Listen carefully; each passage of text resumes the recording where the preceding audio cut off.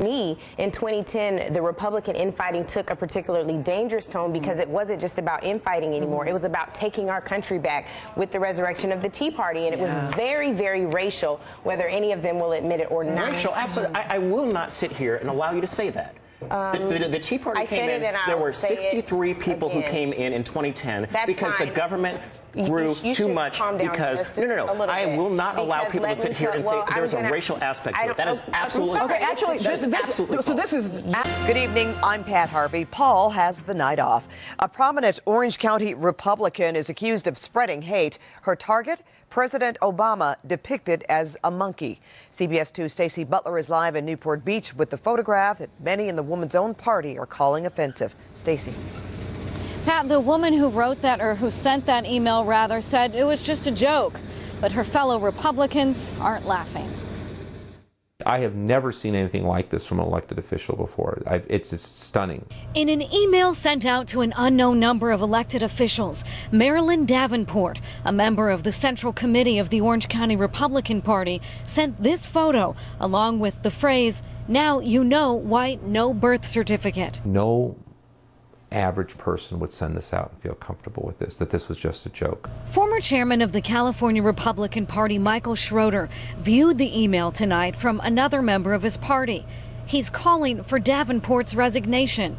He says it's not her first brush with racist rhetoric.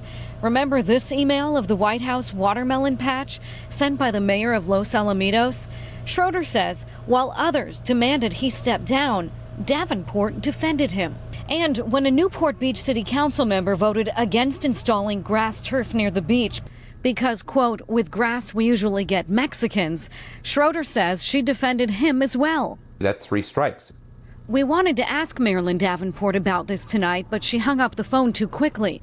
Davenport admitted she sent the email, calling it a joke meant for her friends.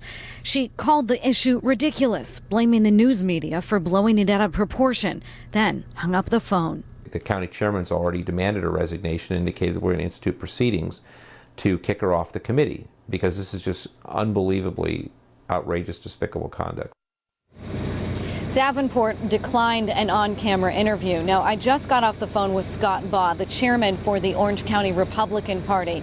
He also received that email tonight. He told me, quote, Davenport should reconsider whether she belongs as an elected representative of the Republican Party. We're live tonight in Newport Beach. Stacey Butler, CBS 2.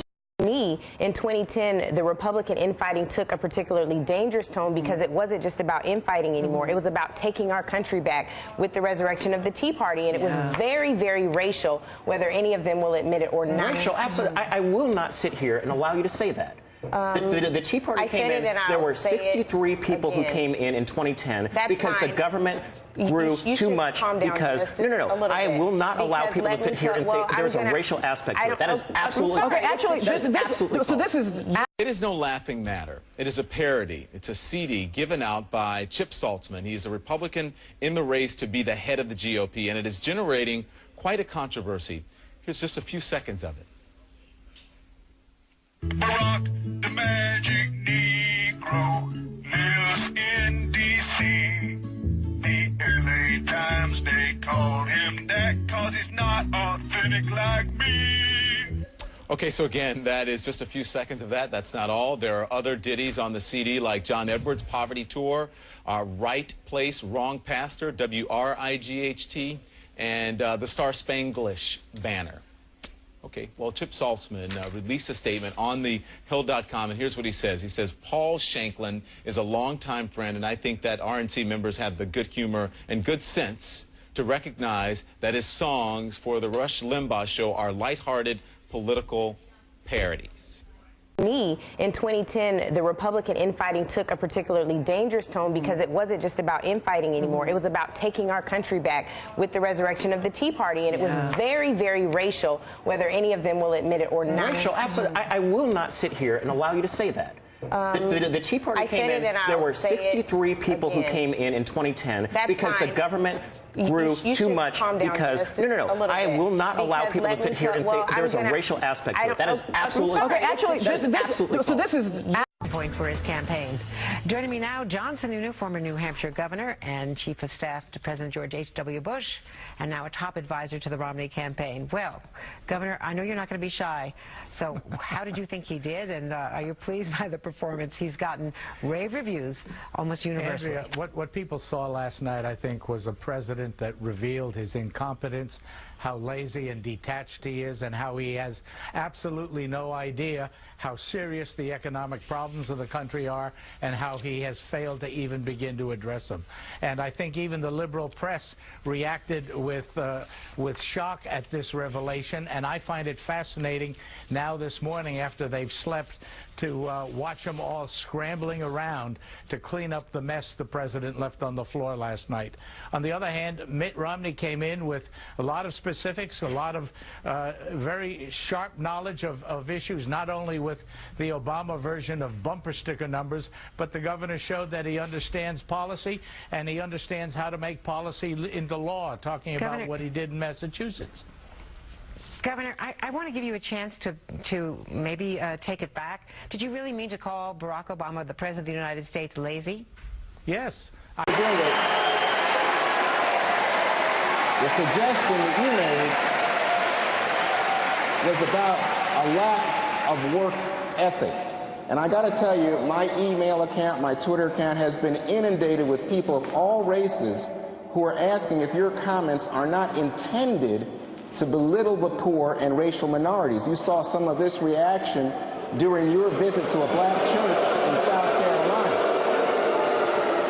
You saw some of this during your visit to a black church in South Carolina, where a woman asked you why you refer to President Obama as the food stamp president. It sounds as if you are seeking to belittle people.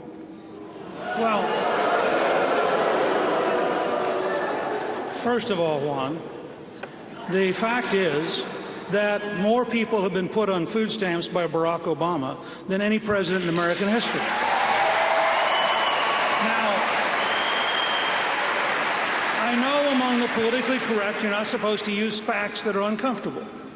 In 2010, the Republican infighting took a particularly dangerous tone because it wasn't just about infighting anymore. It was about taking our country back with the resurrection of the Tea Party. And it was very, very racial, whether any of them will admit it or not. Racial, absolutely. I will not sit here and allow you to say that. The Tea Party came in. There were 63 people who came in 2010 because the government grew too much because I will not allow people to sit here and say there's a racial aspect to it. That is absolutely okay. Actually, this is.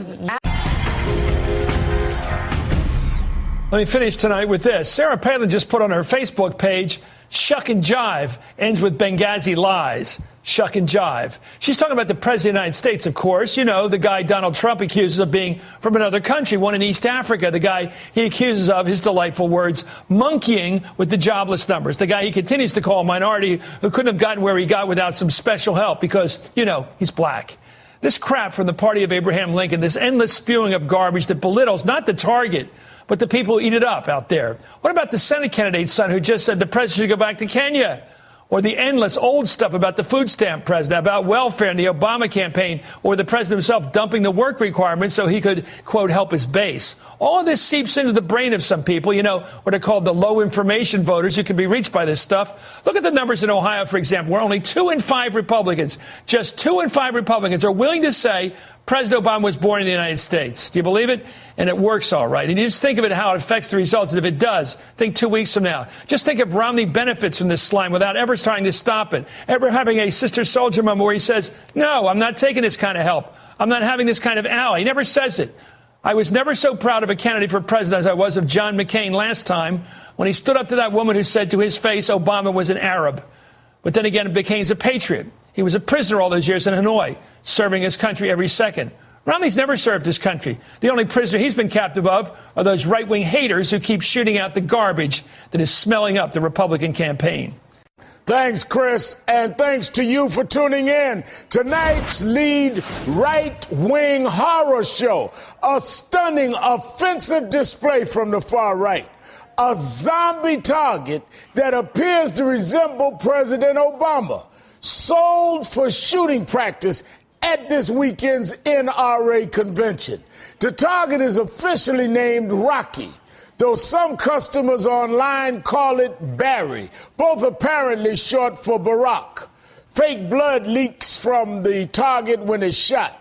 BuzzFeed broke this story and reports that NRA organizers asked the vendor to take it down after 2 days on display, but still let them sell it from behind the counter. This target was on display at the same convention that featured fiery speeches from GOP presidential contenders like Ted Cruz and Rick Santorum. This is ugly stuff. Disturbing stuff. It evokes the worst of what we've seen from the far right when it comes to this president. They painted him as the Joker from Batman.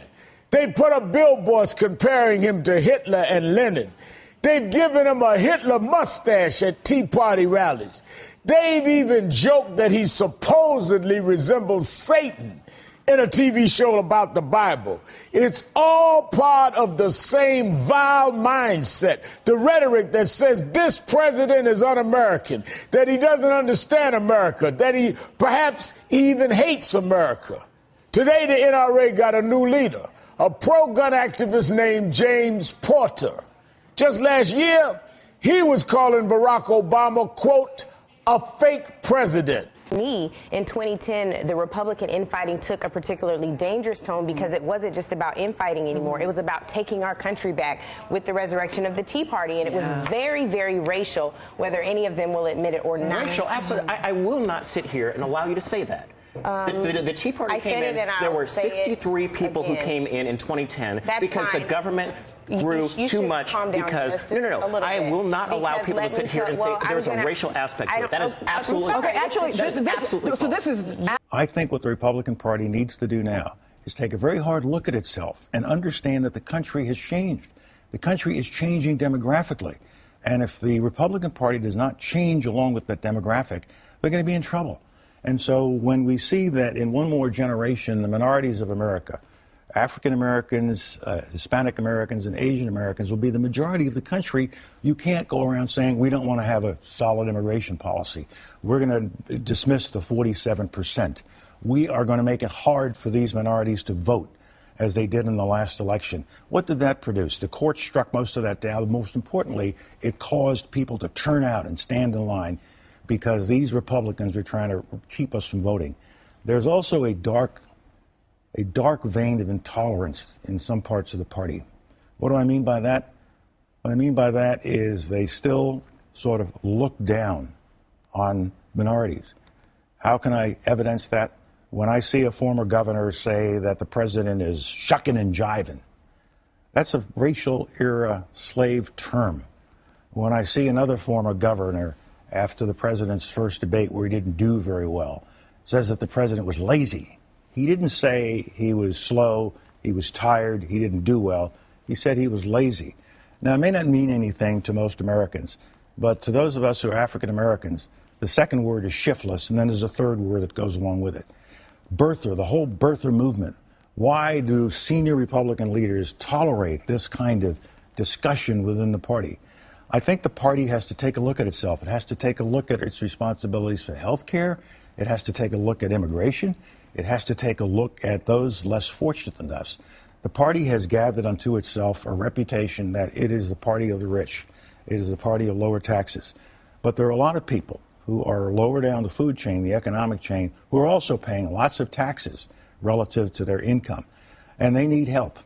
We need more education work being done in this country. We need a solid immigration policy. We have to look at climate change. There are a lot of things that the American people are expecting. And the Republican Party, as they get ready for the next election, really has to focus on some of these issues and not ignore them. Everybody wants to talk about who's going to be the candidate. You better think first about what's the party you're actually going to represent. If it's just going to represent the far right wing of the political spectrum, I think the party is in difficulty. I'm a moderate, but I'm still a Republican. That's how I was raised. And until I voted for Mr. Obama twice, I had voted for 7 straight Republican presidents.